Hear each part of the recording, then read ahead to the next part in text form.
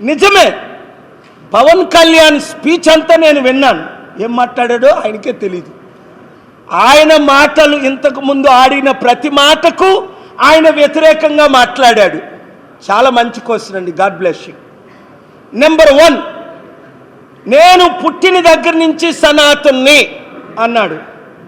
ఇంతకుముందు ఏమన్నాడు? నేను చావేజు ఊవేజు నాస్తికుణ్ణి. 2, మా నాన్నగారు మా తల్లి దీపం పెడితే సిగరెట్లకు వాడుకునేవాడు అని అనేక సార్లు అన్నాడు. ఇప్పుడేమన్నాడు? మా నాన్నగారు మా ఇంటిలో రామనామమే పుట్టిన దగ్గర నుంచి అన్నాడు. 3, అలా అన్నా మా తమ్ముడు పవన్ కళ్యాణ్ పుట్టినప్పుడు అక్కడ మోదీ గారు ఎలాగో ఈయనకు కూడా నొప్పులు లేకుండా, ఈ మధ్య మోదీ గారు అన్నారు, ఇప్పుడు సౌత్ ఇండియన్ పుట్టినప్పుడు పెయిన్ కూడా లేదట. అమ్మా తల్లి, వారిని క్షమించమ్మా, బతుకున్నావు నువ్వు. ఆ పవన్ కళ్యాణ్ని నాగబాబుని నొప్పులు లేకుండా ప్రపంచంలో ఒక్కడైనా పుడతాడా? మోదీ అంటాడు, ఆయన ఏదో అంటాడు, ఆయన అబద్ధాలు. ఆయనతో పాటు మీరెందుకు ఇలాంటి అబద్ధాలు సహిస్తారు? క్షమాపణ చెప్పమండి. తల్లిని దూషించడం కాదా నొప్పులు లేకుండా పుట్టారంటే? ఎంతో నవమాసాలు మోసి శరీరాన్ని ఇంకా నేను చెప్పలేను ఆ విషయాలు. ఎంత పెయిన్ ఉంటుందండి ప్రెగ్నెన్సీలో. ఒకసారి నా కొడుకు పుట్టినప్పుడు నేను హాస్పిటల్లో గంట ఉన్నాను కనుక నా కళ్ళతో నేను చూశాను. ఇంత పెయినా అని ప్రేమ నా భార్య మీద 100 రెట్లు ప్రేమ పెంచుకున్నాను. ఇంత ఒక తల్లి అంటే అలాంటి తల్లిని మీరు దూషిస్తారా? 4, ఇదొకటే కాదు, హిందీ భాష మాకు వద్దు, గో బ్యాక్ అన్న పవన్ కళ్యాణ్, మా మాతృభాషల్లో చిచ్చు పెట్టకండి అన్న పవన్ కళ్యాణ్, మోదీ అమిత్ షాని పేరు పెట్టి తిట్టిన పవన్ కళ్యాణ్, ఇప్పుడు మనకి హిందీ భాష వద్దా, వాళ్ళ డబ్బులు కావాలా అని మాతృభాషను అమ్మేస్తున్న పవన్ కళ్యాణ్. హిందీ భాష ఎందుకు మనకి? హిందీ రాష్ట్రాల్లో హిందీ భాష, తెలుగు రాష్ట్రంలో తెలుగు భాష, తమిళ రాష్ట్రంలో తమిళ భాష,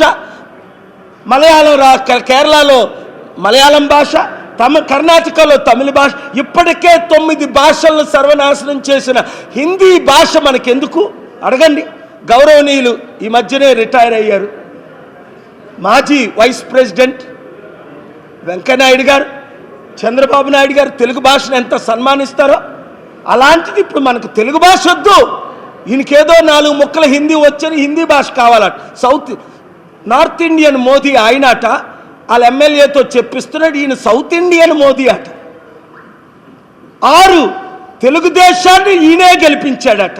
అరే అరే అరే అరే బుద్ధున్నాడు ఎవడైనా అలాగంటాడా? ఎన్టీ రామారావు గారు స్థాపించిన తెలుగుదేశం పార్టీ, 45% ఓట్లున్న తెలుగుదేశం పార్టీ, నేనే ఎప్పుడు తెలుగుదేశం పార్టీని గెలిపించలేదే. 2014లో 18 మీటింగులు పెట్టి 5%తో వాళ్ళు ఓడిపోతుంటే 5% ఓట్లు వేయించాను. చంద్రబాబు నాయుడు గారు వచ్చారు, 5% నేనే వేయించింది. 18. ఇంత పాపులారిటీ ఉన్న మనుషుడు ఈ తెలుగు రాష్ట్రాల్లో కానీ దేశంలో కానీ ప్రపంచంలో కానీ ఉన్నాడా? నేనే గెలిపించాను అనలేదా, 5% ఓట్లు వేయించానని వాళ్ళే అన్నారు. చంద్రబాబు నాయుడు గారు 1%తో గెలిచారు, లేదా 4%తో జగన్మోహన్ రెడ్డి గారు 2014లో ముఖ్యమంత్రి అయ్యేది. ఆయన కడుపు కట్టి చంద్రబాబు నాయుడు గారు క్యాంపెయిన్ చేశారు అక్కడ మోదీకి, జయలలితకి, కేసీఆర్కి, నవీన్ పట్నాయక్కి. ఈయన బీజేపీని ఈయనే గెలిపించాడట. నాకు సిగ్గేస్తుంది ఆయన మాటలు వింటుంటే. ఆ టీవీ ముందు ఏం చేయాలో అర్థం అవ్వాల. అరే బాబు అరే బాబు అరే బాబు, నాశనానికి ముందు గర్వం వస్తుంది అని బైబిల్లో మాటే గుర్తొచ్చింది. ఈయన నాశనం అయిపోవడానికి ఇంత గర్వం వచ్చిందా, ఇంత అహంకారం వచ్చిందా? 8, ఒరే నీ కర్మరా వర్మ అన్నాడు వాళ్ళ అన్నయ్య, వర్మ అని పేరు అట్టుకుంటా. చంద్రబాబు నాయుడు గారు పవన్ కళ్యాణ్ ఏమన్నారు? మా గెలుపును మీ చేతిలో పెడుతున్నామంటే వర్మ గారు వండ తిని వీళ్ళ మాటలకి మోసపోయిన మాటలకు లడ్డూలు తిని 1,00,000 ఓట్లు వేయించాడు ఎక్స్ ఎమ్మెల్యే వర్మ గారు. పాపం ఆయన్ని కర్మరా అంటున్నారు. ఇప్పుడు ఇంత ఇన్సల్ట్ చేయొచ్చు ఆయన్ని పిలిపి? ఎలక్షన్ అయిపోయిన తర్వాత ఏమన్నారు పవన్ కళ్యాణ్? నా గెలుపుకి మీరే కారణం అండి అని వర్మ అన్నారు. మరి ఇప్పుడేమంటున్నారు, వర్మ పేరేనెత్తాడా పవన్ కళ్యాణ్? ఇంత అవినీత ప్రపంచంలో ఇలాంటి అవినీతి కుటుంబం ఉంటుందా? చిరంజీవి పవన్ కళ్యాణ్ 10వ మాట, ఇదైతే ఆశ్చర్యంగా ఉంది. నాగబాబు అంటాడు, ఇండియన్ క్రికెట్ మ్యాచ్ మాది సమానం, జనసేనది సమపోలికలట. అయ్యయ్యో, ప్రపంచాన్ని గెలిచిన ఇండియన్ క్రికెట్ ఇంగ్లాండ్ని, ఆస్ట్రేలియాని, న్యూజిలాండ్ని, జింబాబ్వేని, పాకిస్తాన్ని గెలిచిన Indian cricket number 1 in the world. వీళ్ళు నెంబర్ లాస్ట్ ఇన్ ద 3000 పార్టీల్లో ఇంత చిన్న పార్టీ ఉండదు, పుట్టబోదు. చిరంజీవి కాంగ్రెస్ పార్టీలో విలీనం చేసిన తర్వాత 2011లో పవన్ కళ్యాణ్ పోటీ చేస్తే కనీసం 1% ఓట్లు రాలేదు వాళ్ళకి.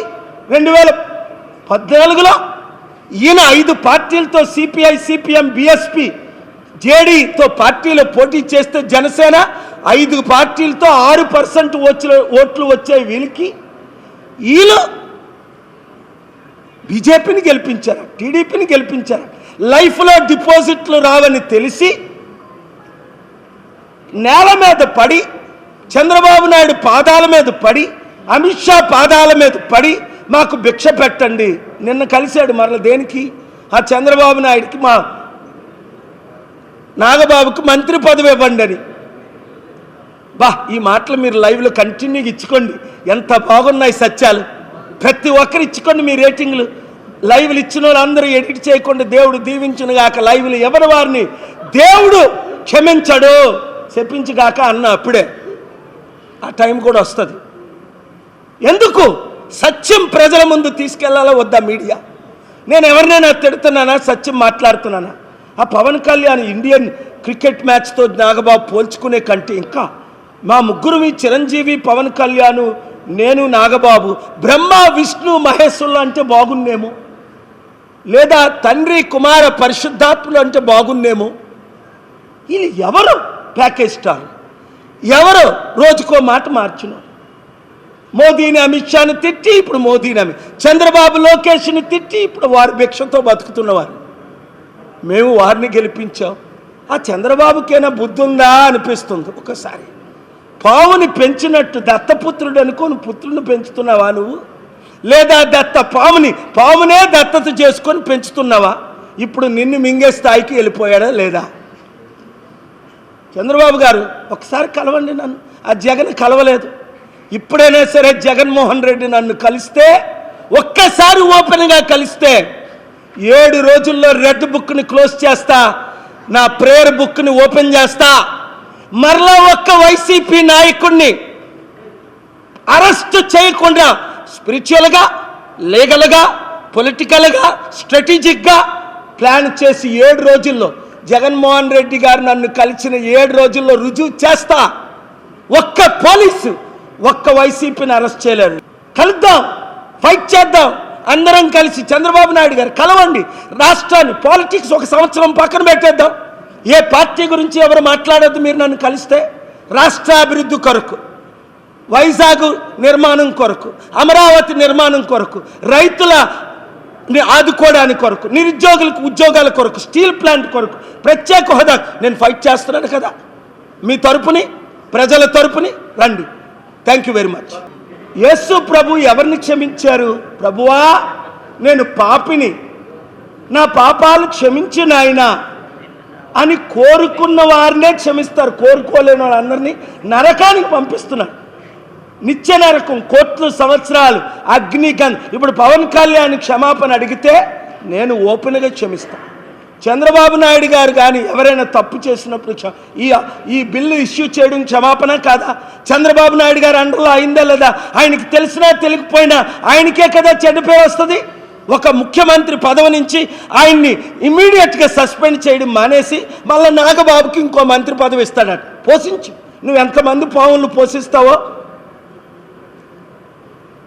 పోషించు. చంద్రబాబు నాయుడు బుద్ధి వస్తుంది. కేపాల్ మాటలు దేవుని మాటలుగా మీరు రికార్డ్ చేసి ఉంచుకోండి. అందుకే అందరూ ఇవన్నీ ఈ 30 నిమిషాలు లైవ్లు బ్రాడ్కాస్ట్ చేయండి. వాళ్ళకి రీచ్ అయ్యేంత వరకు, మనసులో మార్పు వచ్చినంత వరకు. ఎప్పుడు క్షమిస్తాం? క్షమాపణ అడిగినప్పుడు యేసు ప్రభు క్షమిస్తాం. నేను క్షమిస్తాను. వారు అడిగారా క్షమాపణ? పవన్ కళ్యాణ్ అడిగాడా క్షమాపణ? ఇంకా రెచ్చగొడుతున్నారే హిందూ ముస్లిం క్రిస్టియన్ అంటూ. లక్షల మందికి ప్రాణాలు పోతాయే నేను అడ్డుకోపోతే. ఇప్పుడు నేను కోర్టుకు వెళ్ళకపోతే లడ్డూ వివాదం తీసుకొచ్చింది ఎవరు? వారు. అడ్డుకున్నది ఎవరు? కేఏప. కోర్టుకు వెళ్ళింది ఎవరు? కేఏప. సుప్రీంకోర్టుకి వెళ్ళింది ఎవరు? కేఏప. న్యాయం 100 కోట్లు హిందువులకి చేసింది ఎవరు? కేఏప. అది హిందువులు అవ్వచ్చు, మామదీలు అవ్వచ్చు, క్రైస్తవులు అవ్వచ్చు. శాంతిగా ఉందాం. ప్రపంచ శాంతి దూతగా చెప్తున్నా.